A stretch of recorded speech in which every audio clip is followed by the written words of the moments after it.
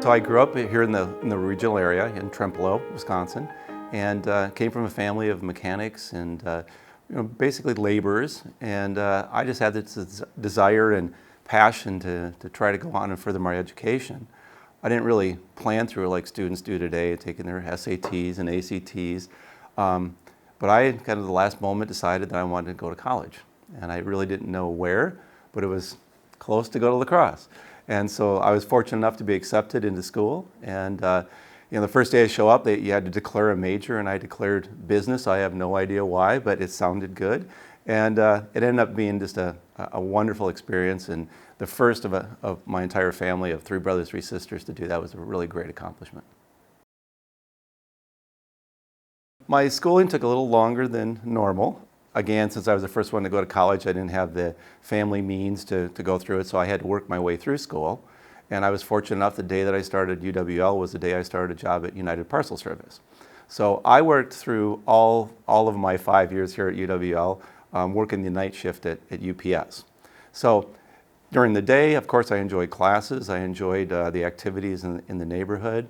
Got involved into many of the committees. Had a chance even here in our political science to meet Ronnie Reagan and Nancy Reagan, who came on campus when they were campaigning. So I had an amazing time here at UWL. The other thing that was an amazing experience that kind of changed my course of life was there was an international marketing class, and it was to be held in Munich, Germany. And I was very nervous about attending it, but for some reason I just wanted to do it. And so I had to get a leave of absence from UPS. They were very supportive. And we spent 3 weeks in Munich, Germany with Dr. Frank Saylor, and just had an amazing professional and personal experience in that class. Well, certainly, that was my first international trip. So, traveling internationally was a little, nerve-wracking. But I think that you have to explore and you have to expand your horizons. And, I think in international business, it's not just the classroom that makes the difference. It's really the experience, and it's touching people. And you have to have this caring concern about people and learning differently. And by me going to that class with other students, which was really nice because you had your peer group, you then started to go to different businesses every day and learn how many things are really similar in business, but yet how so many things are very different to make it a real global business. So I guess that old analogy of, think globally, act locally was really true, but you don't know that unless you get out there and do it yourself. There's a lot of hesitation as a student to maybe make that leap into global business or to make that first trip. But once you get over that, it's so rewarding. But people do face that fact of I don't want to do this, or I don't have the means to do it. It might be it's a big world out there, and I come from a small world here in the Cooley region. I just think that you have to just stay creative. And just think about what that experience is going to be. Because when you go out there and you jump into international business, yes, it might be a big world, but a lot of the company and a lot of the people you work with globally are very small. They're entrepreneurial companies. They're not much different than we are, other than the fact that you can learn so much because there are some differences in how you do global business or you approach people globally. But it's so rewarding when you finally do that. Now, also, I was fortunate enough, because I was working my way through college, to afford my international business experience. And I'm sure that there's a lot of people today that have, or students have that financial limitation. So that's one of the things that I did, is that I had such a great experience here at the university and in my international business study in Munich, that I gave back to the college to actually dedicate some funding and money to help international business students to get over that hump. So if you are a bit challenged to do that and it's just the finances in the way, I think that's the easy part to move through. And I think I'm here specifically through a gifting, and also the alumni and other people in the region can also help you out. So make that leap. I think one of the things that I really learned in international business is there's an aspect about caring. And when you care about other people, you learn about them. Also, I think in my own personal life that I've cared a lot about, I'm very fortunate to have a great education. I've been very fortunate to have a great career. I've been very fortunate to, have some great financial success. So, you know, in my life, I think it's very important to give back. People have given back to me earlier in my career, so now you're in a position, you know, at the peak of your career to do that. And it's not only a great feeling, but it just, if I can help somebody move forward one step a day, or one step in that day, you know, it's really meaningful to me. And I think that's, you know, something about international business is you learn as you go around the world that there's very fortunate people and there's people that are very unfortunate. And it's so nice to be able to get into those cultures and then come back and say, hey, you know, here at home, we're probably not doing that badly as the news tells us. But, you know, if I can give back and help, you know, students or just in my life give back to go on and do something different because they didn't have the financial means, I think it's something that's very rewarding in life. I definitely believe that our economy will continue to go globally. International business skills is continuing to be, or will continue to be very, very important for the students today and into the future. I think you have to look at, I kind of look at the international businesses. I learned a lot in my education and my academics. And I think in that course, you know, really understanding international finance, accounting, taxation, human resource. So your academics, the more you can learn about the hard side of business in the technical side of business for international will pay you dividends because you will really understand global business. I think on the other side of education is that you also have to be curious. You have to understand that you're going to be dealing with different cultures. You're going to be meeting colleagues around the world that, you know, come from different races, different religions, and you treat them differently.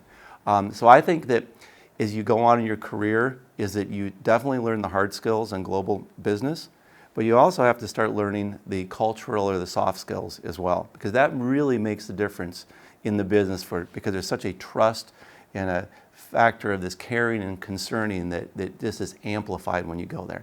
And to respect the culture and to understand that it's going to be different. You know, you grow up in the region and you might be a really picky eater. Well, welcome to international business. You do most of your business over eating, drinking, and you can't just say, oh, I can't do this or I don't want to do that. So just expand your horizons of being curious.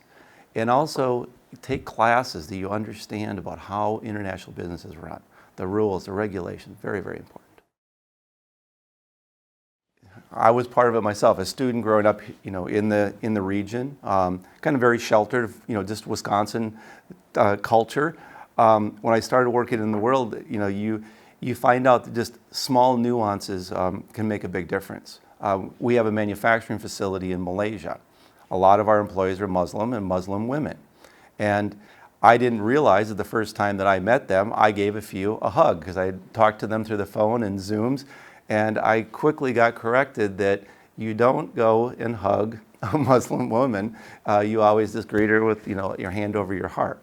So you learn little things like that. You learn in other cultures that, you know, you may shake hands, you may not. You may not touch them on the shoulder where you do here in the U.S. So I think there's just so many little cultural differences that it's very important to know those and to respect that. And the only way you can learn that is be out there, be curious, and go do it. And I mean, and you're not going to get it right the first time. I mean, every culture is different. Every experience is going to be different. And, you know, it's okay to learn that. I mean, there is no handbook on how to do business globally from a real cultural standpoint. And so, you know, you are going to be in an awkward position, but then the next time you're not. And so it's something that you can only learn by experience, and especially in international business, it's learning by experience. And most of the time, they're very forgiving of our culture to their culture. So don't be afraid. Maybe I'll tell you a story. I wasn't looking for one. I had this passion for it. I had the experience through you know, the UWL class in Munich. But again, I was just very curious about international business. And my first opportunity was when they said, well, if you're that curious about it, why don't you go run Latin America? And I don't speak Spanish. I have no other language skill other than English. So I was just asking my employer all the time, what can I do different? I want to work outside the borders and the boundaries. Then I was given an opportunity to go work and live in Europe for a few years, which was just an amazing opportunity by now getting immersed in the culture and the real work in the business. So I think it's key for the student today is it's very important to have your international business on your resume, but also you have to ask. And when you ask from an employer standpoint, they are very open and they are very happy to hear that you have that curiosity, you have that interest in international business, because believe it or not a lot of people do. But when you say that you do, you do get a lot of interest. And whether you have a language or no language, don't be frightened by that. If you have that curiosity and want to work internationally, you will get an opportunity. Okay. Now, the other question is, what can I do, or what can businesses like mine do to help the student out and promote their business growth, or especially their international growth? I think it's very important, just like I as an individual, gifted to the school to be focused around international education opportunities, because I'm a totally believer in global business. But I think there's a lot of other things too that you as an employer can do, or you can ask potential employers to do. We can provide financial gifts. We can provide a study program within, or an internship within the business, where you can then get your skills to, or put your skills to work in an international business role. We have things where we used to call follow me homes, where you would go to a customer site, and whether it be an international customer site or a domestic site, and we would take you on a business call with us. And you sit there, it's kind of like when you go to your doctor and there's an intern. So what's wrong with a little bit of an international internship to follow me to General Motors or some of my big customers and just learn how business is done? So I think there's a lot of ways that alumni and also businesses give back to the community and help the students out and learn about how to grow your skills, whether it's international or domestic business. When I started to go to school and I declared business, just because I was put on the spot, after a few years into the program, really found that I did like business. But to be honest with you, I'm not a real mathematician, statistic kind of guy. I struggled in the mathematics side of school. But what I really did find is just incredible interest in first economics, and then I really found my passion into marketing. And I just love the way that how you go to market, and how do you present your products, all the principles of marketing, advertising, now today the social media of it. It's just been such a dynamic, fun area, and I really engaged in that. And luckily in my career, I took a sales role, but I've also through most of my career had some sort of marketing with it. And if I hadn't been specifically responsible for a marketing position, clearly my marketing helps me and my sales team position our products not only domestically but also internationally, where I think you find internationally that the creativity and the hard skill of marketing is not as developed as it is here. And so they're very hungry for your ideas, they're very hungry for the creativity, and they're very hungry just to say, how do I market my products like you guys do in the United States? And so I think I'm just really thrilled that I chose that. It was passionate and it fit my personality as a business person, more so than going into the hard science or data or analytics. I had a great time going to UWL and going to school. The extracurricular activities were a little limited because I was working evenings to put myself through school. But clearly the highlight of it was when I finally made a chance to, or I had the chance to join in an international business class in Munich, Germany. And that experience was so amazing, and it was amazing because you went with students and your peers here in school, and yet you also went out and saw businesses all throughout the day. And then at night, of course, when you're college students and you're in Europe, you also have a lot of fun in the evening. So I just really think that being here on campus was fun, but having that opportunity to go to Germany with the other classmates was absolutely life-changing for me.